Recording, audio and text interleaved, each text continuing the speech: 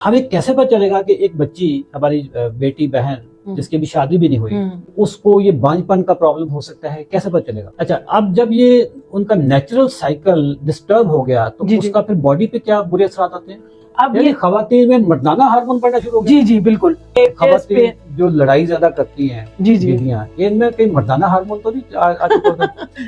PCOS हो गए जी, इसका आपकी जो एक अज़दवाजी जिंदगी है या फैमिली लाइफ है उस पर क्या असर आता है?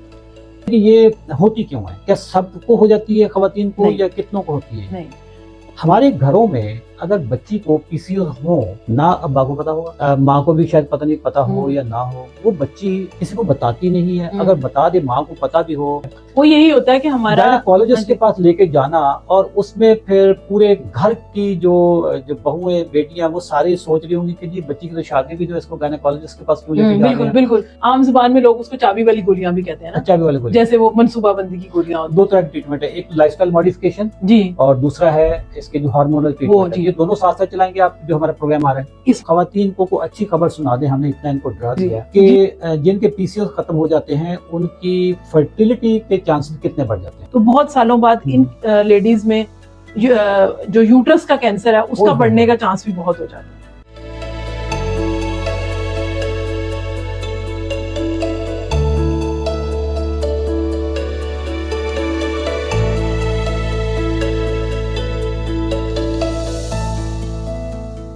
अस्सलाम वालेकुम दोस्तों, मेरा नाम अशरफ चौधरी है, मैं फातिज़ अबीतस हूँ।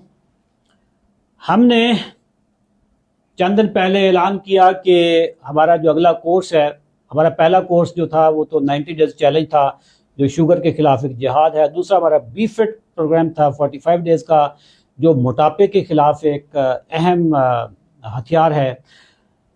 इसी से मिलती जुलती एक बीमारी है, खवातीन की बीमारी है, उसको कहते हैं पीसीओज। पीसीओज क्या होते हैं, इसके सिम्टम्स क्या होते हैं, इसकी ट्रीटमेंट क्या है? अगर पीसीओज खवातीन को हो जाएं और उसका अगर बर वक्त इलाज ना किया जाए तो क्या प्रॉब्लम आ सकता है?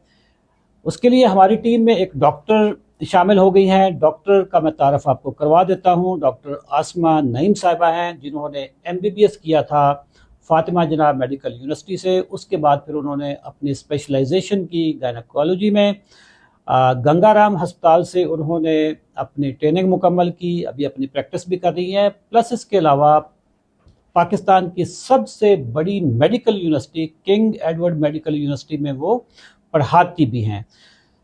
तो वेलकम करते हैं जी डॉक्टर आसमा नईम साहिबा को। अस्सलाम वालेकुम जी, क्या हाल है आपका? जी हाँ जी, अल्लाह का शुक्र। कैसी हैं डॉक्टर साहब आप? बहुत अल्लाह का करम है, शुक्र है जी। आपने बिजी वक्त से टाइम निकाल लिया हमारे लिए, और कोई मसला नहीं, क्योंकि आपने बुलाया इतने अहम मौजू पे बात करने के लिए लाया। ये टॉपिक बहुत अहम है। हाँ जी, बहुत अहम है।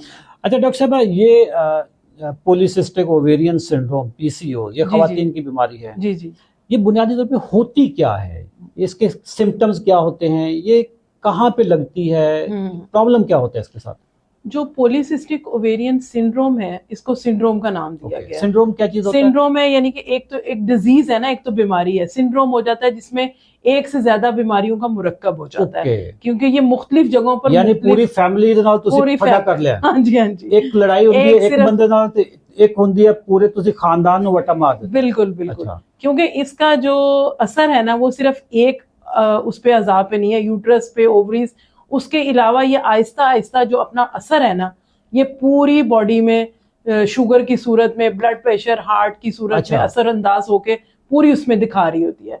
ठीक है, इसको आम इस्तिलाह में, आम लोगों की इस्तिलाह में इसको अंडे दानी में पानी की थैलियां बनना कहा जाता है। अंडे दानी में पानी की थैलियां जी, ये पानी ज्यादा पीने से हो जाता है? नहीं, मतलब पानी ज्यादा पी लिया तो कुछ थैलियां जमा हो गया? अच्छा, इसमें यह है कि अंडे दानी में नॉर्मल जो है एग बनना शुरू होते हैं, ठीक है ना? ठीक है। वो बनते हैं, अपने कुछ हार्मोन दिमाग से निकलते हैं, उनके असर अंदाज होने की वजह से वो अंडे वक्त पे बनते हैं, टूटते हैं। उसी के फिर जो है नॉर्मल जो खवातीन को महाना आयाम आते हैं वो उसकी वजह से ही आते हैं, और हमल भी उसी वजह से ठहरता है। लेकिन इसमें क्या होता है कि जो अंडे का टूटना है ना या बाहर निकलना है वो रुक जाता है। ठीक है ना? वो यानी कि एक उनकी तरह अंडा एक पूरी तरह एक पानी की थैली के अंदर आप समझ लें जैसे कैद हो जाता है, वो बाहर नहीं निकलता।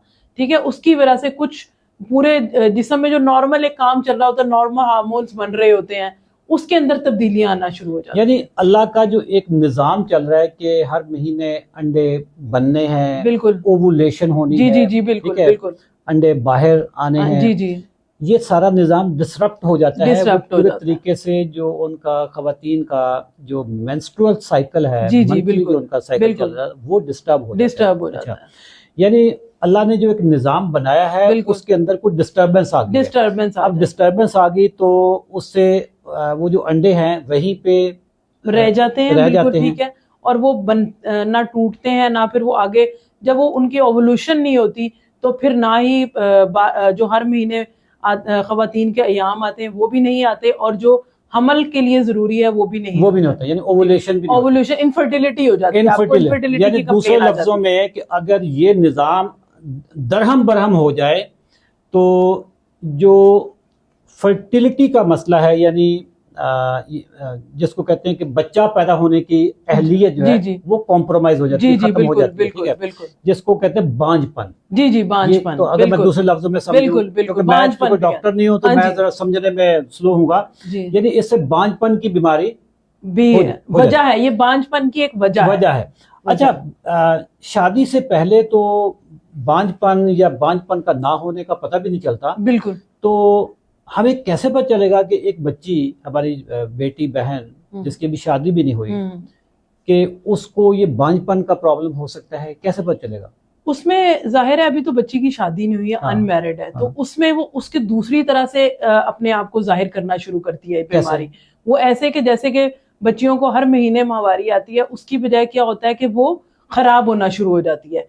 कईयों को तो जैसे ही शुरू होती है तभी खराब से क्या मुराद है? खराब से मतलब कोई महीने की बजाय वो 2 महीने बाद आती है, कईयों को 3 महीने बाद आई, अच्छा, कई दफा साल में सिर्फ 3 दफा आती है, ओहो, ठीक है, और जो उसका नॉर्मल एक ड्यूरेशन है 7-8 दिन रहता है, उसकी बजाय वो 1-2 दिन पे आ जाती है, ठीक है ना, सिर्फ 1-2 दिन आती है माहवारी, वो भी बहुत कम हो जाती है, या अगर आती है 1.5 महीने बाद आती है तो बहुत लंबे अरसे तक चलती है, यानी इर्रेगुलर हो गई। हाँ जी, इर्रेगुलर हो गई, कोई उसका पैटर्न नहीं रहता, पैटर्न नहीं रहता, पैटर्न पूरा खराब हो जाता है। नॉर्मल पैटर्न क्या है?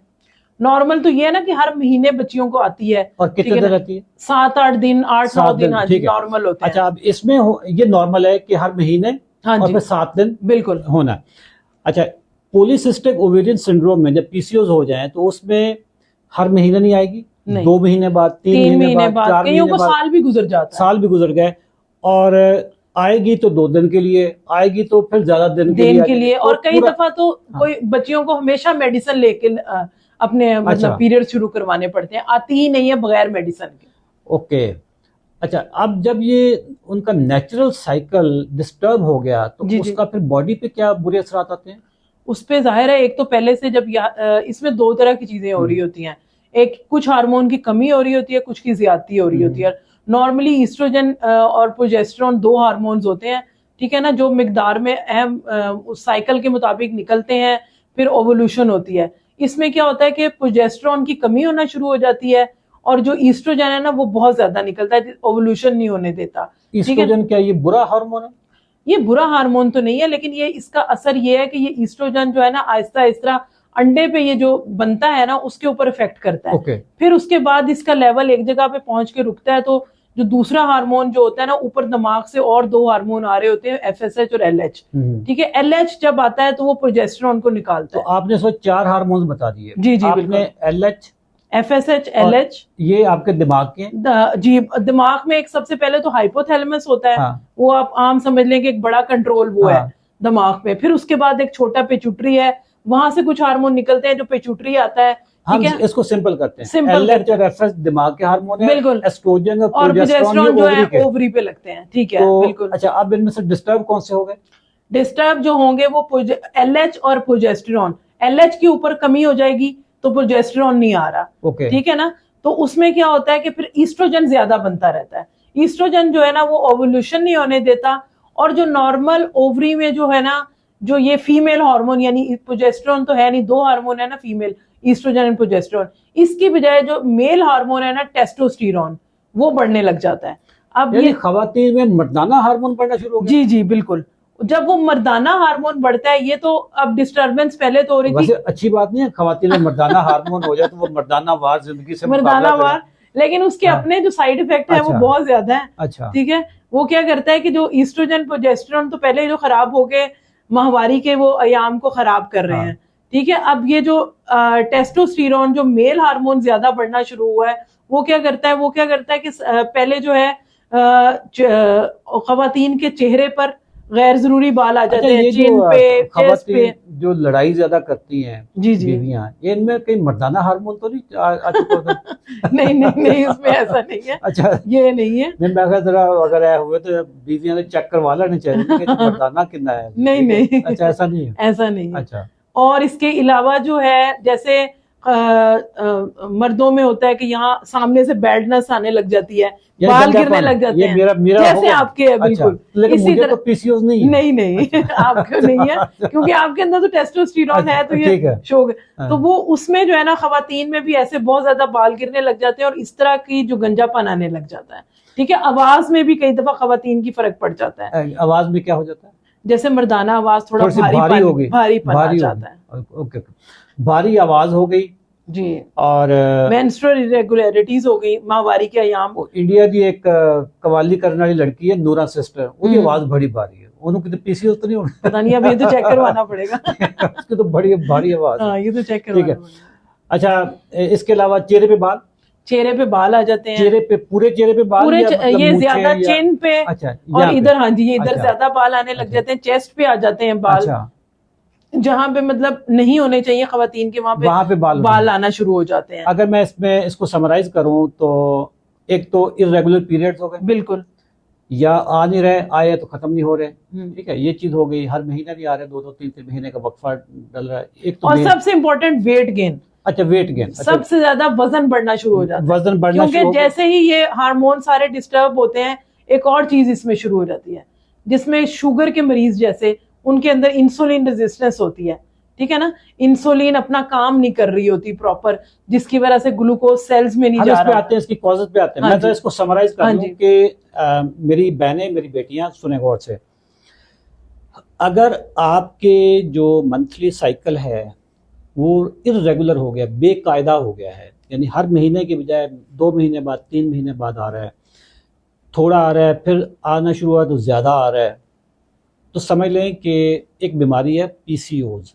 ठीक है, पॉलीसिस्टिक ओवेरियन सिंड्रोम। और वेट भी बढ़ रहा हो साथ, और वेट भी आपका साथ में बढ़ रहा हो, और इसके अलावा आपके बाल गिर रहे हो, खास तौर पे आप ना यहाँ से सामने से गंजापन आपका अपीयर होना शुरू हो जाए, और फिर आपके चेहरे पे बाल आने शुरू हो जाए, चेहरे पे, चेस्ट पे, जहाँ पे खवातीन के नहीं बाल होने चाहिए वहाँ पे बाल आने शुरू हो जाएं, तो अब इनको पीसीओएस हो सकता है, या हो गया है।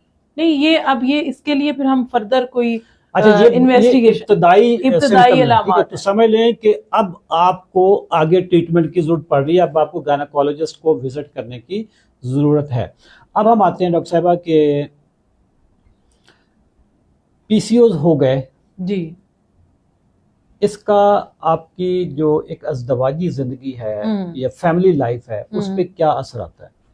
फैमिली लाइफ तो देखें, जो अगर मैरिड लाइफ की बात करते हैं तो सबसे पहले तो इसकी जो एक बहुत बड़ी वजह है, उसमें जो असर पड़ता है कि जो जाहिर है शादी के फौरन बाद पेशेंट ने, फीमेल ने कंसीव करना होता है, प्रेगनेंसी होना है। ठीक है ना, बच्चे की ख्वाहिश जो एक नेचुरल चीज है। ठीक है, अब वो जब ओवोल्यूशन नहीं हो रही, सब चीजें खराब हुई हुई हैं, जो एग की क्वालिटी, अंडे की क्वालिटी, वो सब चीजें भी खराब हुई हैं, तो उसको हमल ठहरने में बहुत मुश्किल पेश आएगी, और हमल ठहरेगा नहीं। ठीक है, हमल ना ठहरना एक बहुत बड़ा सोशल स्टिग्मा है। ठीक है, बहुत टेंशन, डिप्रेशन, वो फैमिली हर रोज ही पूछ रही होगी, बल्कि अपना कह लीजिए कि काश साडा भी पोता हुंदा, साडा भी, तो वो सारा जो एक तो वैसे ही उसको हमल नहीं ठहर रहा, इनफर्टिलिटी है, ऊपर से सब क्वेश्चन मार्क बने हुए, टेंशन, डिप्रेशन, ये चीजें भी शुरू हो गई। अच्छा, डिप्रेशन का जिक्र किया तो साथ ही पे डिप्रेशन शुरू भी हो गई। बिल्कुल जाहिर है, आप रोज एक बात पूछ रहे होंगे और ये नहीं कोई चीज हो रही, तो ठीक है, वो डिप्रेशन तो हो गया, चिड़चिड़ापन आएगा, चिड़चिड़ापन भी आएगा, मूड स्विंग्स आएंगे, वो फिर कभी अपनी वो जो दरानियां, जेठानियां, नंदे, वो वहां पे एक बड़ा सीन क्रिएट होना शुरू हो जाएगा। बिल्कुल, ये फैमिली लाइफ पे ये बहुत बड़ा इम्पैक्ट है, खराब हो गई ना क्वालिटी ऑफ लाइफ, तो क्वालिटी ऑफ लाइफ। अच्छा, वहीं से फिर होगा कि जी मैंने अब इनके साथ रहना नहीं है, वो बात की बात है, अभी तो शुरू हो गया ना, हमने शुरू हो गया, बिल्कुल। एक सीजन खत्म हो गया, अगला सीजन यही होता है ना कि जी ये चूंकि हर रोज तंग करते हैं, मैंने इनके साथ रहना नहीं है, मुझे अलग किचन चाहिए, मुझे अलग घर चाहिए, तो वो फिर वो एक स्टोरी जो एक सर्कल है ना, जिस तरह पीसीओ का एक सर्कल है ना, वेट गेन पीसीओ, फिर वेट गेन पीसीओ, तो इस तरह का सर्कल है ना, बुनियादी तौर पे सिंड्रोम है, वो एक सर्कल शुरू हो गया, सर्कल शुरू हो गया।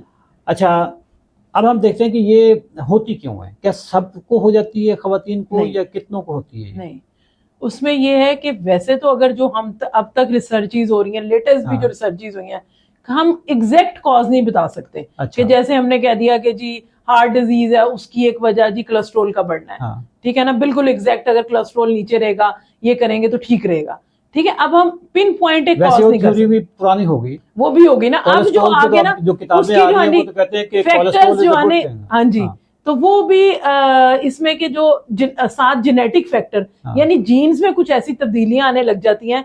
फैमिली में कई दफा जो आपकी अगर मदर को, बड़ी सिस्टर्स को है, तो छोटी बहनों में भी आ जाता है। अच्छा। और इसके अलावा जो है बहुत, जिनको हम कहेंगे इसके साथ कुछ और अवामिल जुड़े हुए हैं, जैसे कि हमारा लाइफस्टाइल जो हमने बिल्कुल अपना चेंज कर लिया है, जंक फूड का बहुत ज्यादा इस्तेमाल, और फिजिकल एक्टिविटी बिल्कुल खत्म कर ली। क्या बात आपने की है, असल तो मसला यही है जिसकी वजह से इंसुलिन रेजिस्टेंस का एक साइकिल शुरू हो जाता है। ये बात देखें, डॉक्टर साहबा ने वो बात की है जो हकीकत की बात है, ये कोई पाकिस्तान में डॉक्टर बताता नहीं है। आप जो जंक फूड खाते हो, ये KFC, मैकडोनल्ड के बर्गर और फैट बर्गर और इधर उधर की जो चीजें, और साथ में कोल्ड ड्रिंक्स चलते हैं, और मूवीज ड्रामा देखते हुए साथ में जो पॉपकॉर्न चल रहे हैं, लेज चल रहे हैं, ये कुरकुरे चल रहे हैं, चिप्स चल रहे हैं, ये सारी चीजें हैं। इसमें क्या होता है? इसमें होता है सिंपल एंड रिफाइंड कार्बोहाइड्रेट्स और गंदे तेल में पके हुए। गंदा तेल कौन सा होता है? गंदा तेल ये जितने भी इंडस्ट्रियल ऑयल्स हैं, सीड ऑयल्स हैं, ये सारे खाने के काबिल नहीं है, ठीक है। जो डब्बों में जो साफ शफाफ तेल आते हैं, ये खाने वाले नहीं है।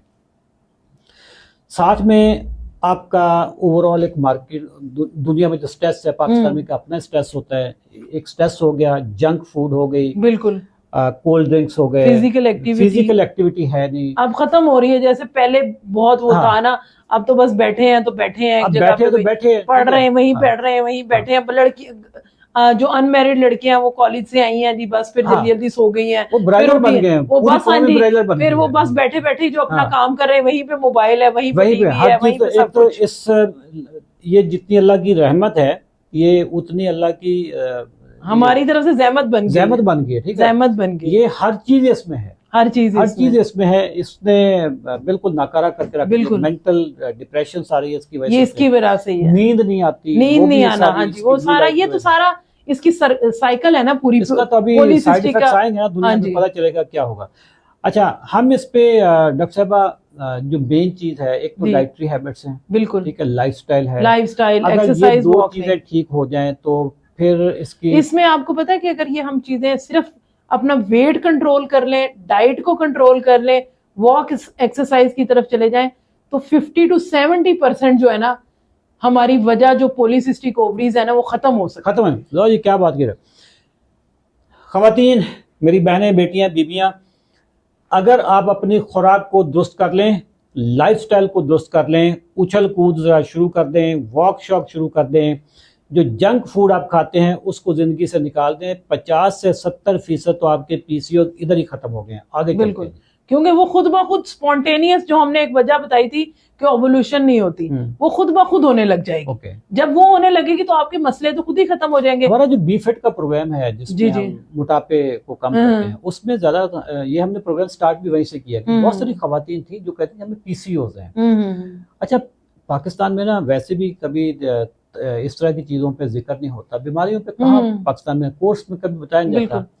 मुझे, मेरा ख्याल है कि 3 साल पहले तक मैं लफ्ज़ PCO सुना भी नहीं था, और मैं इस वक्त 55 साल का। ये जब मैंने अपना डायबिटीज का स्टार्ट किया ना, उस वक्त बहुत सारे लोगों ने वो कमेंट करना शुरू किया, खवातीन ने, कि जी मुझे PCOs हैं, हमारी टीम में लड़कियां हैं, तो मैंने उनसे पूछा ये PCO खवातीन की कौन सी बीमारी होती है?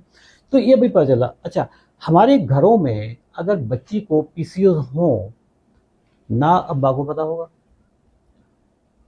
माँ को भी शायद पता हो या ना हो, वो बच्ची किसी को बताती नहीं है। अगर बता दे, माँ को पता भी हो, माँ भी कहेगी अच्छा हो जाएंगे, कोई मसला नहीं है, ठीक है। वो यही होता है कि हमारा गायनेकोलॉजिस्ट के पास लेके जाना, और उसमें फिर पूरे घर की जो बहुएं बेटियां वो सारी सोच रही होंगी कि जी बच्ची की तो शादी भी जो है, इसको गायनेकोलॉजिस्ट के पास क्यों लेके जा रहे हैं। बिल्कुल ये एक सोशल वो बड़ा एक और सोशल, अच्छा मोहल्ले वालों को पता चल जाए कि जी ये गायनेकोलॉजिस्ट के पास जा रही है, बच्ची की तो शादी भी नहीं हुई, तो वो एक बड़े मसाइल होते हैं। बिल्कुल डॉक्टर साहब, ये जो स्टिग्मा है ना पीसीओएस पे बात नहीं करते लोग, और इसकी ट्रीटमेंट पे हमने ये तहिया कर दिया आपकी हेल्प के साथ कि हमने पाकिस्तान में ना ये कल्चर को खत्म कर देना।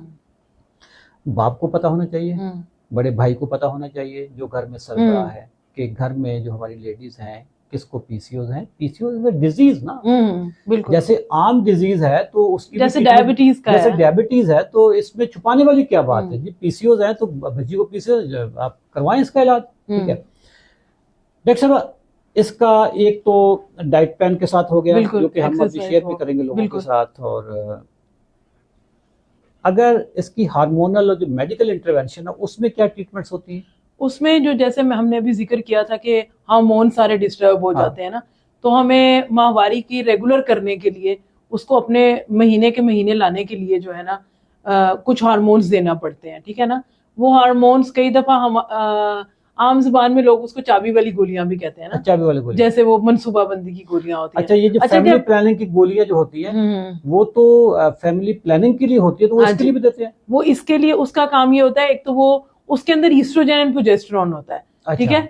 लेकिन वो क्या करते हैं, वो पीरियड्स को भी रेगुलर करती हैं, और जो टेस्टोस्टेरोन, अभी हमने मेल हार्मोन की बात की है, उसका लेवल भी कम करती हैं। अच्छा, लेकिन जब हम, यानी बंदा ना खाए उसको। हाँ अच्छा तो सुन लो भाई, तो उसमें जो है लेकिन हम जब चाबी वाली गोलियों का, जो ही आपने बताया ना, वो पीछे बच्चे लिखना शुरू कर दिया था, कई गोली जल्दी जल्दी लिख लो, ठीक है।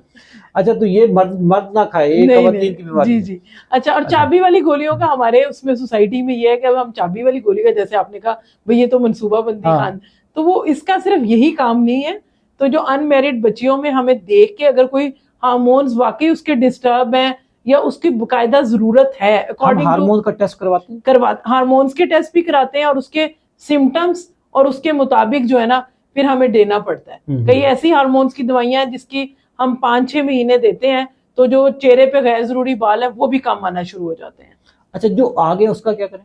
वो तो आगे हैं, अब उसका तो देखिए, अब जो चीज आ गई है उसको तो करने के लिए दूसरे तरीके मौजूद हैं, जैसे वैक्सिंग है, लड़कियां थ्रेडिंग करा लें, मतलब लेजर करा लें, कॉस्मेटिक जो भी मेथड यूज करना चाहती हैं वो कर लें। जो अगले आने हो उनको रोकने के लिए हम दे सकते हैं, जिसकी दवाई के 3 महीने 6 महीने भी चलती है, ठीक है, जो कि माहवारी को भी रेगुलर कर देती है और साथ जो बाल है उनको भी कम करती है। अच्छा डॉक्टर साहब, ये जो पिंपल्स आते हैं, जी, एक्नीज पिंपल, एक्नी भी एक जो है ना वजह है। अच्छा। जब ये हमारे हार्मोन्स खराब हो, वजह नहीं, सिम्टम है। हाँ जी, ठीक है, तो वजह नहीं है, सॉरी, सिम्टम है। कि ये जो इसमें जब हार्मोन सारे खराब होने लगते हैं, और जो आपने अभी जिक्र करना है इंसुलिन रेजिस्टेंस के बारे में, उसकी वजह से भी जो चेहरे पे ना कील महासिन लड़कियों को, जो लड़कों को होते हैं एक्नीज, वो क्यों होते हैं पिंपल्स? वो जो है वो उनके, और जैसे लड़के जो प्यूबर्टी की तरफ जा रहे होते हैं तो उनमें भी कुछ मेल हार्मोन ज्यादा होते हैं। जब हम मैट्रिक में थे तो हमारे पिंपल निकलते थे, कभी इधर से दबा रहे हैं, कभी इधर से दबा रहे हैं, तो हमें हमारे कौन से ईस्ट्रोजन और प्रोजेस्टेरोन में उसमें भी टेस्टोस्टेरोन और different types of male hormones का वो हो जाता है, ठीक है ना, उसकी वजह से ये निकलते हैं। हमें वैसे कहते थे तू गंदा बड़ा रहना, तो इस वास्ते तेरे हो रहे हैं पिंपल। अच्छा, लेकिन with the passage of time आपने देखा होगा ठीक हो गया। हाँ जी, तो वो फिर इस तरह ही उसमें भी कुछ वो हो जाता है। बट अगर खवातीन को, बच्चियों को पिंपल्स हो रहे हैं, एक्नीज हो रहे हैं, तो ये एक लिंक हो सकता है पीसीओएस के साथ। अगर बाकी दूसरे सिम्टम्स भी हैं, वेट गेन, मेंस्ट्रुअल इरेगुलरिटीज, चेहरे पे बाल, और कोई हमने हार्मोन टेस्ट कराए हैं उसके साथ एक्नी है, तो ये वजह हो सकती है, वरना एक्नी की और भी बहुत सी वजह। ठीक है। अच्छा, अब आपने इसकी दो तरह की ट्रीटमेंट है, एक लाइफस्टाइल मॉडिफिकेशन जी, और दूसरा है इसके जो हार्मोनल ट्रीटमेंट है। ये दोनों साथ साथ चलाएंगे आप, जो हमारा प्रोग्राम आ रहा है इसमें ये भी साथ चलेगी, और एक और तीसरी ट्रीटमेंट। अच्छा, वो क्या है? वो है कि इन पेशेंट्स में इंसुलिन रेजिस्टेंस होती है। ओके, ठीक है, जिस तरह डायबिटीज के पेशेंट है, शुगर के मरीज है, अच्छा, कि उसमें इंसुलिन अपना काम नहीं कर रही। ये तो मेरा बड़ा फेवरेट टॉपिक है, वो आपका फेवरेट टॉपिक शुरू हो गया। ठीक है, तो इसकी जो बुनियादी वजह एक ना इंसुलिन रेजिस्टेंस है।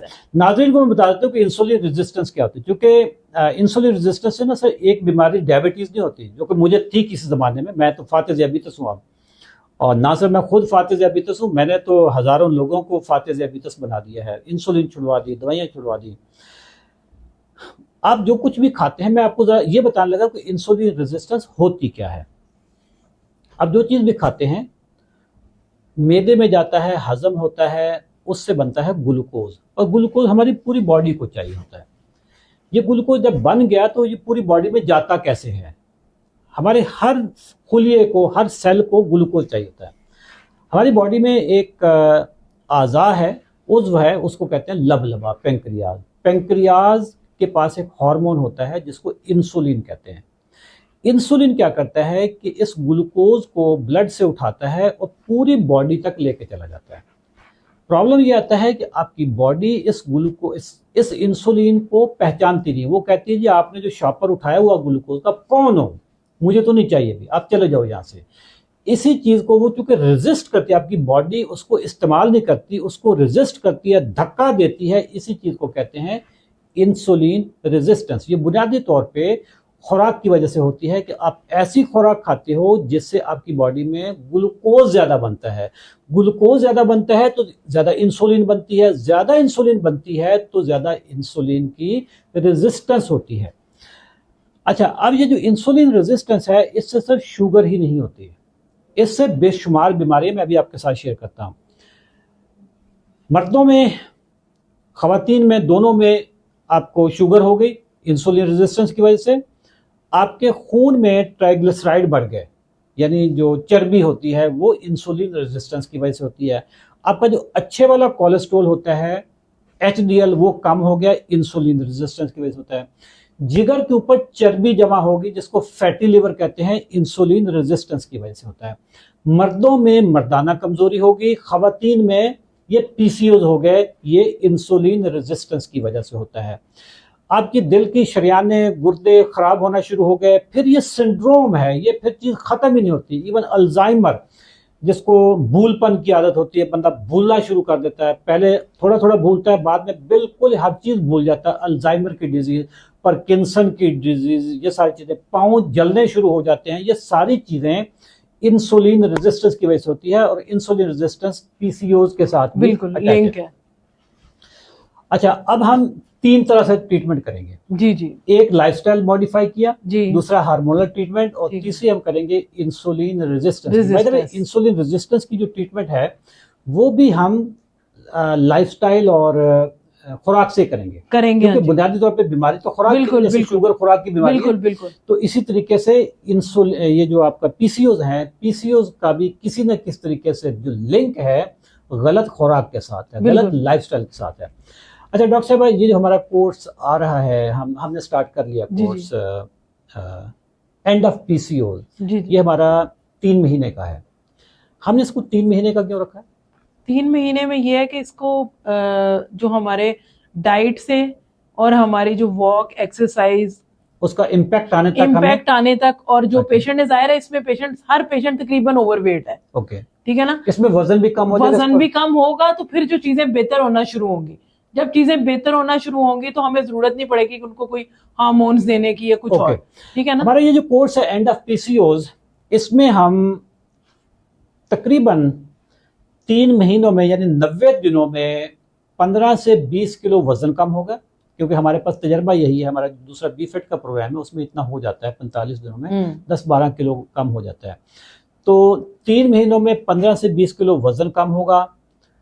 आपकी जो सिम्टम्स हैं PCOS के वो खत्म हो जाएंगे। अच्छा, अब खवातीन को अच्छी खबर सुना दें, हमने इतना इनको डरा दिया है जी जी कि जिनके PCOS खत्म हो जाते हैं उनकी फर्टिलिटी के चांसेस कितने बढ़ जाते हैं? उनके फर्टिलिटी के चांसेस तो बहुत ज्यादा बढ़ जाते हैं। अच्छा। तो अगर कोई और कॉज वजह नहीं है, क्योंकि जो मर्द भी तो है ना। हाँ जी, मर्द भी है, से कोई कॉज नहीं और फीमेल में भी तो वो भी तो हो सकता है ना, कोई ट्यूब बंद हो। अच्छा, ठीक है, ठीक है ना। अगर तो सिर्फ PCO एक कॉज है उसकी इनफर्टिलिटी की, बच्चे ना होने की, उसको तो हम कवर कर लेंगे। लेकिन जो इनफर्टिलिटी की ट्रीटमेंट के लिए फिर बाकी सारी इन्वेस्टिगेशन सब कुछ ठीक होगा, बाकी जो कॉजेज हैं वो भी पता चलेंगे। डॉक्टर साहब, आपका हाँ जी। इतना प्रैक्टिस है माशाल्लाह, आपने हजारों खवातीन के पीसीओएस की ट्रीटमेंट करवाई होगी, कितनी खवातीन ने कंसीव किया होगा आपसे कंसल्टेशन के बाद? जी, ये जो है ना पॉलीसिस्टिक ओवेरियन सिंड्रोम, ये एक वजह है इनफर्टिलिटी की, अभी जैसे मैंने बताया। लेकिन हमने ये देखा है कि जो इस तरह की ट्रीटमेंट से, डाइटिंग से, लाइफस्टाइल मॉडिफिकेशन, वॉक, एक्सरसाइज और कुछ ये जो इंसुलिन रेजिस्टेंस के लिए हम ग्लूकोफेज देते हैं, कुछ और साशे वगैरह देते हैं, उससे जो है ना जब ये पॉलीसिस्टिक ओवेरियन सिंड्रोम, इनका वजन कम होता है तो स्पॉन्टेनियस खुद ब खुद ओवुलेशन शुरू होती है। जब खुद ब खुद ओवुलेशन शुरू होती है तो इनके 50-60% फर्टिलिटी के चांस, माशाल्लाह डॉक्टर साहब, ये तो आपने बड़ी अच्छी खबर सुना दी कि 50-60% चांसेस बढ़ जाते हैं। बिल्कुल बिल्कुल। अच्छा, अगर कोई और वजूहात ना हो, हाँ। अगर सिर्फ पीसीओएस वजह है तो ज़ाहिर वजह ही खत्म होगी तो वो फिर हो गया, बाकी अल्लाह के हाथ में है जो भी है। अच्छा डॉक्टर साहब, आखिरी सवाल मेरा आपसे है कि अगर एक खातून पीसीओएस से गुजर रही हैं और वो उसको सीरियस नहीं लेती, जी जी, तो इसके क्या नुकसान हो सकते हैं? देखिए, अभी तो जैसे वो अगर खवातीन चले अनमैरिड अगर बच्ची की बात कर लेते हैं, को उसको नहीं ले रहे कि जी 2 महीने बाद आ रहे हैं, 3 महीने बाद नहीं, मैरिड भी है उसके बच्चे वाला छोड़ दे, बच्चे वाला हाँ जी, वैसे नहीं ले रहे। लेकिन अगर बहुत ज्यादा अरसे में, अभी हमने बात की है इसकी वजूहात की, उसमें एक वजह आपने बताई है इंसुलिन रेजिस्टेंस, ठीक है।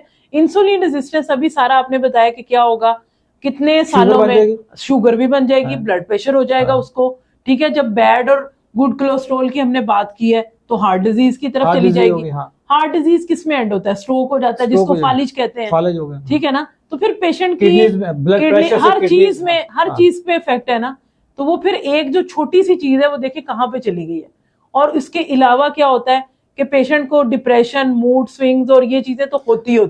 डिप्रेशन का तो इस वक्त हालत ये चल रही है कि हमारा जो 90 दिन का चैलेंज है ना, ये शुगर वाला प्रोग्राम, उसमें ये 40-50 साल की जो खवातीन हमारे पास इनरोल होती हैं, उनको तो वो अजीब ही डिप्रेशन है। अच्छा, हालांकि खाती पीती कोई मुआशी मसाइल नहीं होंगे, तो मैं जब उनसे पूछता हूँ कि कोई मुआशी मसाइल, ना घर में बड़े बड़े घर, बंगले, गाड़ियां, सब कुछ है, 4-4, 5-5 गोलियों पे लगी हुई है, ठीक है।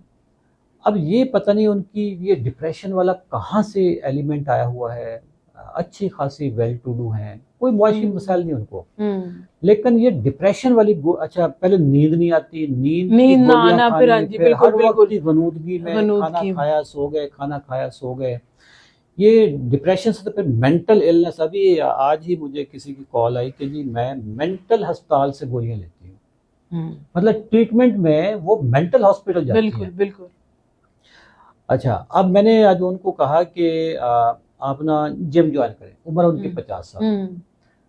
अब 50 साल की खातून अगर जिम ज्वाइन करना शुरू कर दे, अपनी हरकत में लाएगी, अपने को थकाए, बिल्कुल, ठीक है, तो मेरा नहीं ख्याल कि कोई डिप्रेशन करीब आनी चाहिए। अब बात यह है कि ये मोटिवेशन कहाँ से है जिम ज्वाइन करने की? यही तो है हमारे जो ये एक वजह, जैसे हमने भी जिक्र किया है, फिजिकल एक्टिविटी ना होना, या बिल्कुल जो एक वैसे भी घरों में बिल्कुल वो रह के बिल्कुल ही मोबाइल और ये नेट और उस पे लगे हुए हैं, तो वो जो बिल्कुल एक सोशल सेटअप होता था वो भी खत्म हो गया है, ठीक है। और फिर ये जो सब चीजें हैं कि ये पॉलीसिस्टिक ओवेरियन बहुत डिप्रेशन, एंजाइटी करता है, और जो खवातीन 50 के एज में है, वो जब उनकी जब पीरियड्स खत्म होने वाले होते हैं, वो खुद भी एक डिप्रेशन में, वो उस स्टेज में भी डिप्रेशन आ जाती है, अच्छा, ठीक है।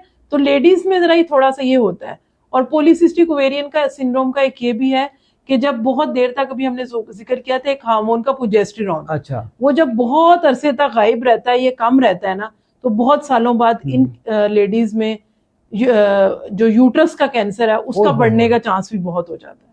ये कब हो जाता है, कैसे? पॉलीसिस्टिक ओवेरियन जो डिजीज की पेशेंट जो हैं, अगर जाहिर है उनमें प्रोजेस्टेरॉन की कमी आ रही है, हम हर दफा या तो बाहर से दे रहे होते हैं गोलियों की सूरत में, या 4 महीने बाद, 3 महीने बाद ब्लीड कराते हैं तो फिर हम गोलियों की सूरत में देते हैं, एस्ट्रोजन, प्रोजेस्टेरॉन, ये सिर्फ प्रोजेस्टेरॉन की गोलियां देते हैं।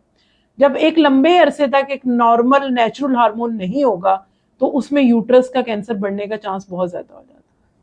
खवातीन सुन लें, अगर पीसीओएस को आप ट्रीट नहीं करते और आपका जो साइकिल्स हैं इरेगुलर रहते हैं, लंबे अरसे तक अगर ब्लीडिंग नहीं होती, तो उसे यूट्रस का कैंसर भी हो जाता है। बिल्कुल, ठीक है। ये तो बड़ी आपने डराने वाली बातें कर दी, मैं तो डिप्रेशन तक ही रुका हुआ था, डिप्रेशन में ये देखें मीनोपॉज ये सारी चीज़ें हो जाती हैं तो ख़वातीन में चिड़चिड़ापन, डिप्रेशन, हॉट फ्लैशेस, उसमें अच्छा शामत बंदे की आई होती है। वो बेचारा ना उसका कोई कसूर, हालांकि आपका अपने मशीनरी खराब हुई है, इसमें साडा की कसूर है, ठीक है। बंदा बेचारा हर वक्त ही बंदर बना के रखे है ख़वातीन ने, ठीक है। वो पीसीओ का ट्रीटमेंट करवाए, अपने मर्दों को टफ टाइम ना दें, पीसीओ की ट्रीटमेंट करवाए। हमारा 3 महीने का प्रोग्राम जो पीसीओज है ये हर महीने हम करते हैं। आप अगर आपके घर में कोई पीसीओज की पेशेंट हैं, आपकी बहन, बेटी, आपकी बीवी, आप इस वक्त जो स्क्रीन पे आपको नंबर नज़र आ रहा होगा, इसी नंबर पे आप मैसेज करें, व्हाट्सएप करें, कॉल करें या कमेंट सेक्शन में आप PCOS लिखें, PCOS लिखें, हमारी टीम आपसे रब्ता करेगी। थैंक यू वेरी मच, दुआ में याद रखिएगा। अल्लाह हाफ़िज़। Thank you.